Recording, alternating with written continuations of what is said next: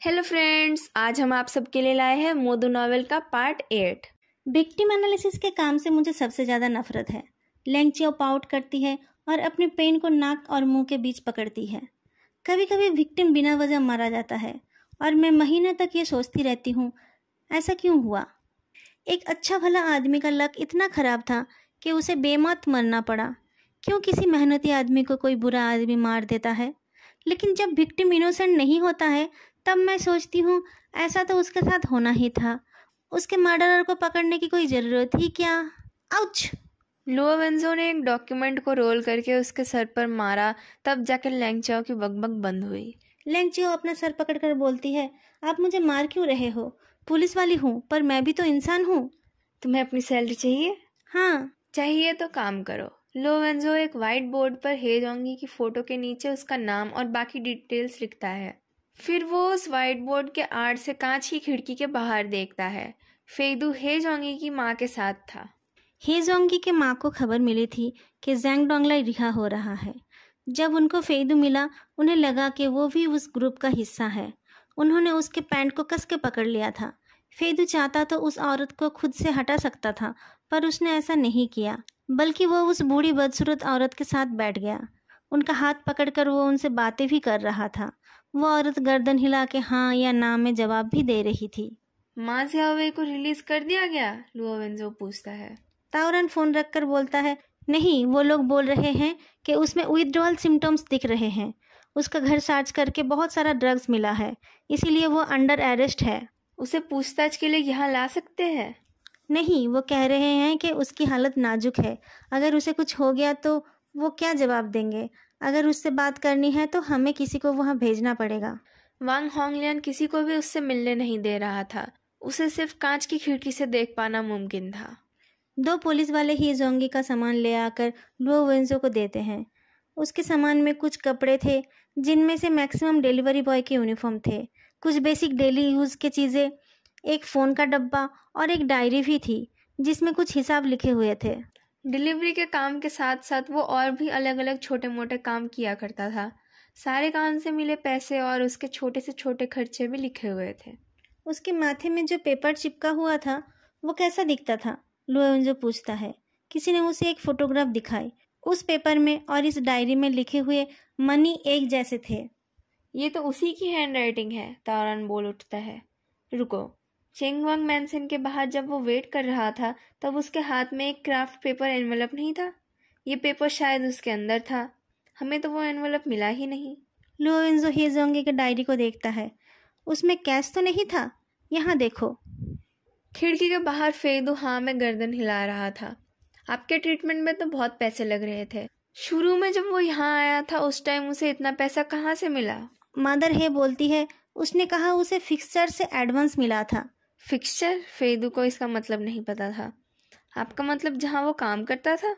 Mother हे बीमार थी और वो गांव से भी थी। उन्हें टेम्पररी वर्कर के बारे में कुछ नहीं पता था।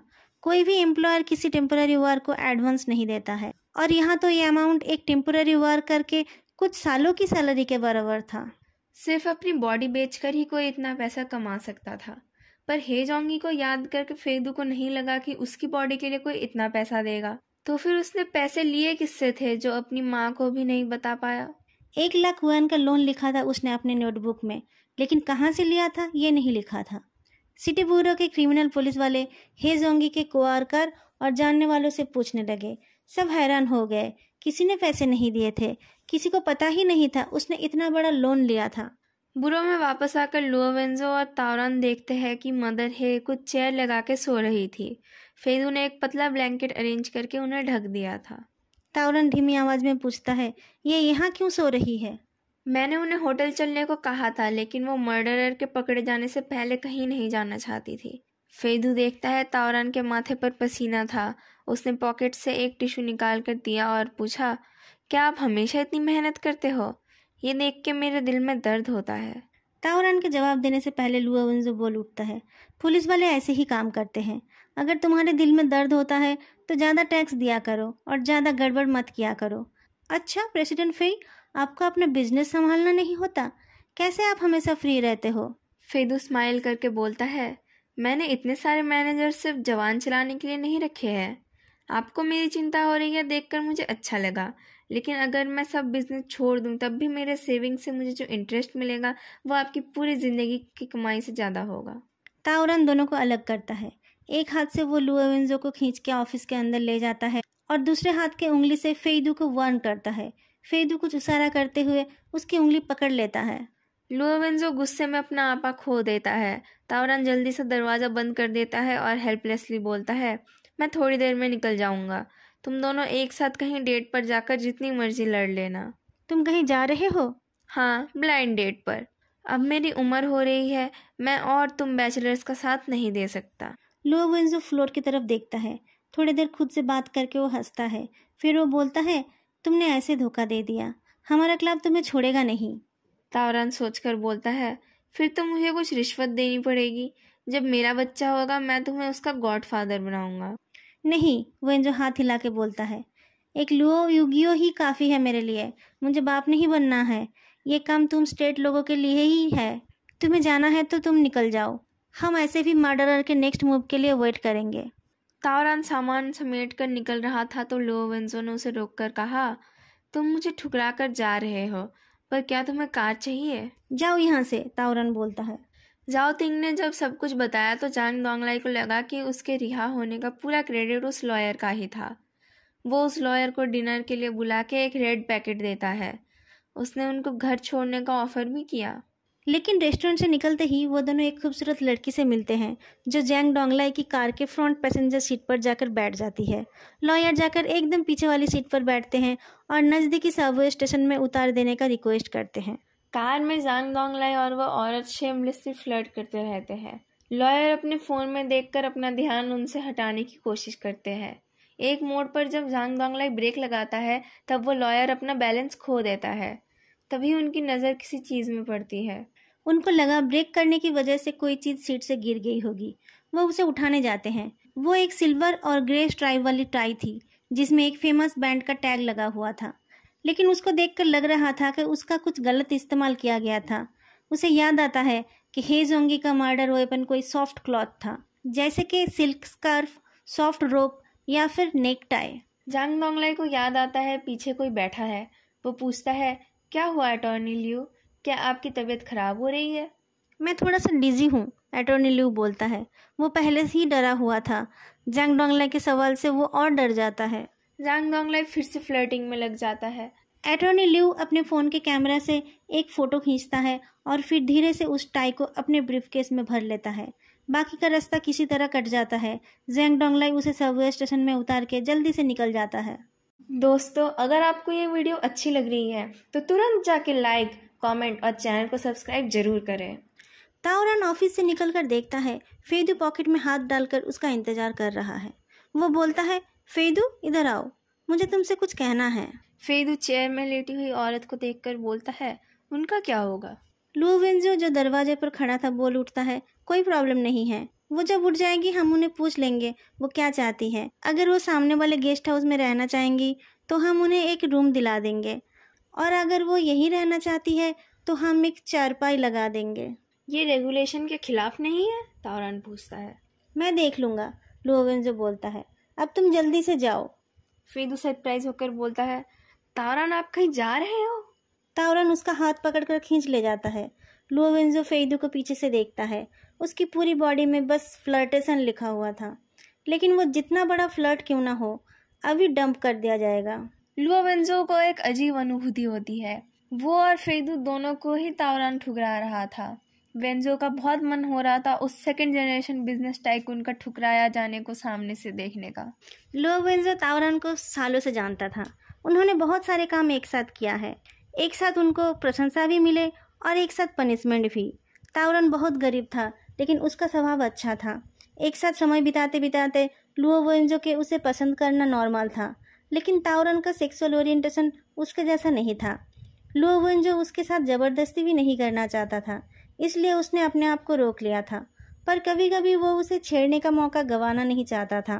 ताओरन ना तो शर्मिंदा होता था ना ही गुस्सा। वो हमेशा उदारता के साथ उस चीज़ को हैंडल करता था। लुओ वेंजो जानता था कुछ फीलिंग्स को छुपा के रखना ही बेहतर है, उसी से उसकी खूबसूरती बनी रहती है। ऐसा नहीं कि उसे ताओरान को ना पाने का गम नहीं था, पर ताओरान को ज़िंदगी में आगे बढ़ते देखने की खुशी भी तो थी ना। फेदू अक्सर समझ जाता था सामने वाला क्या कहना चाहता है। वो एक डिसेंट आदमी की तरह खड़ा होता है। ताओरान थोड़ा टाइम लेता है शुरू करने में। जब मैं पहली बार तुमसे मिला था तुम इतने लंबे थे, अपना बैग पकड़कर मेरी गाड़ी में बैठे थे। मैंने तुम्हारे पापा को 3 बार फ़ोन किया लेकिन फ़ोन नहीं लगा। तुमने मेरी तरफ देखा और मैंने सोचा मुझे इस बच्चे का ध्यान रखना पड़ेगा। फेदू की आंखें कांप उठते हैं। उस बेचारे बच्चे के साथ प्रेसिडेंट फे को मिलाना मुश्किल था। ताओरान खांस कर बोलता है, देखते देखते तुम कितने बड़े हो गए। भैया, फेदू बोल उठता है, मैंने आपको बहुत परेशान किया है ना। ताओरान को इस रिस्पॉन्स की उम्मीद नहीं थी, वो कुछ बोल नहीं पाता। फेदू हंसता है। पिछले कुछ दिनों से मैं सोच रहा था जब 1-2 साल में आपकी शादी हो जाएगी, फिर बच्चे भी, तब मैं आपके पीछे पीछे नहीं घूम पाऊंगा। मेरी साइकियाट्रिस्ट कहती है दोस्तों की शादी हो जाना, दूर चले जाना, लोगों का बूढ़े हो जाना, दोबारा ना मिलना कोई ख़राब चीज़ नहीं है। दुनिया बदल रही है, हम बदल रहे हैं, बदलाव ही ज़िंदगी है, इसे हम रोक नहीं सकते। और मैंने आपसे पहले ही कहा था, मुझे आपसे कुछ और नहीं चाहिए। कुछ भी हो जाए, अब हमेशा मेरे भैया ही रहेंगे। ताओरान को जो बोलना था वो फेदू बोल चुका था। वो पूछता है, तुम साइकियाट्रिस्ट के पास जाते हो? ये तो आजकल का फैशन है।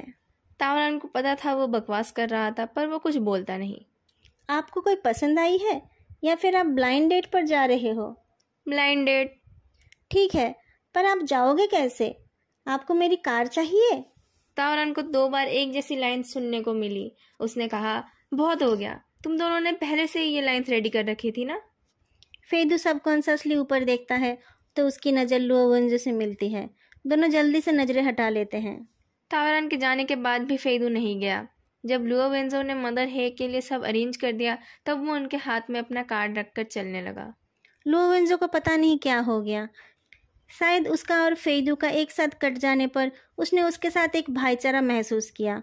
वो बोल उठा, आज तुम अकेले डिनर करने वाले हो? फेदू पीछे मुड़कर अपनी जहरीली जबान चलाता है।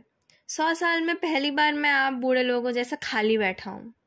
लुओ वेंजो के हाथ में खुजली होने लगी।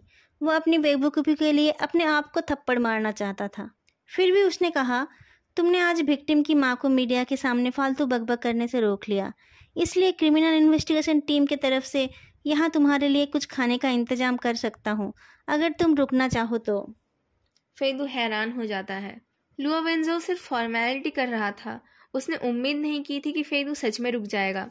फेदू ने भी नहीं सोचा था कि यहाँ का मतलब सिटी ब्यूरो का डाइनिंग हॉल होगा। वो उस डाइनिंग हॉल के कलरफुल डेकोरेशन को देखता रहता है। लुओ वेंजो ने पोलाइटली पूछा, तुम्हारा कोई परहेज तो नहीं है ना?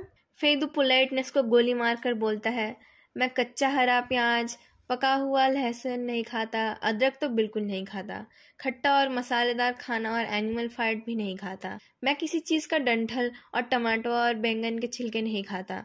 मैं किसी एनिमल के घुटने के नीचे का हिस्सा या गले से ऊपर का हिस्सा नहीं खाता और ऑर्गन मीट भी नहीं खाता। और मैं कुक्ड एग योक या ब्राइन टोफू भी नहीं खाता। बड़े मुश्किल से अपना गुस्सा संभाल कर लुओ वेंजो इन सब चीज़ों का ध्यान रखकर खाना लाता है, पर फेदू सिर्फ ब्राउन शुगर फिल्ड मीठा बन और कैंडिड एप्पल लेता है। तुम सी फूड नहीं खाते हो ये तो नहीं बताया था। खाता हूँ मैं, पर मैं उनको छिलना नहीं चाहता। गहरी सांस छोड़ते हुए लुओ वेंजो सोचता है, ताओरान सच में महान है। कैसे उसने 7 साल में इसका गला नहीं दबा दिया। टेबल को ठोकते हुए उसने पूछा, ताओरान को जो तुमने कहा वो सच है? फेदू ऐसे देखता है जैसे उसके सामने एक इडियट बैठा हो। ये कैसा बर्ताव है? तुम्हारा कटते देख मुझे बुरा लगा, इसलिए मैंने तुम्हें खाना खाने के लिए बुलाया। डिस्पोजेबल ग्लव्स पहनकर वो उन श्रिम्प्स को छीलने लगता है। उसको लग रहा था जैसे कि वो अपने कैट के लिए खाना रेडी कर रहा हो। आपको लगता है मर्डरर जैंग डोंगलाई के करीबी कोई है, इसलिए आपने उसको छोड़ दिया? तुम कुछ और सोचते हो? नहीं, उस आदमी को ढूंढना शायद ज़्यादा मुश्किल भी ना हो।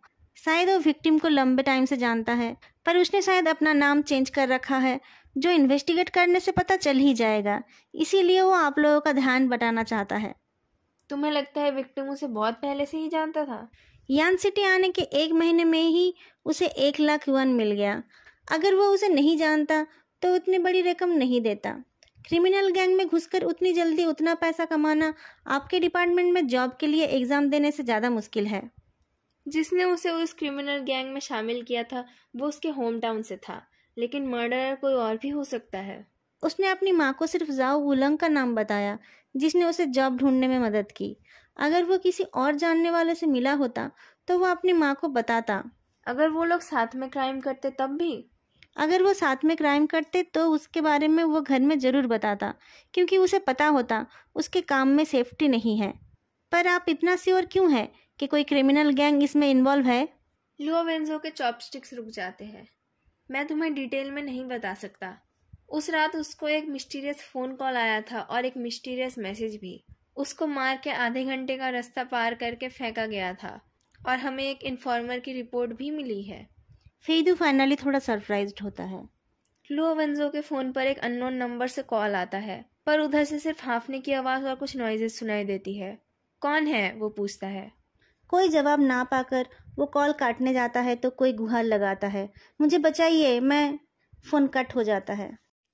अगर आप लोगों को आज का ये पार्ट अच्छा लगा हो तो लाइक, कमेंट और चैनल को सब्सक्राइब करना मत भूलना। फिर मिलेंगे अगली वीडियो में, तब तक के लिए बाय।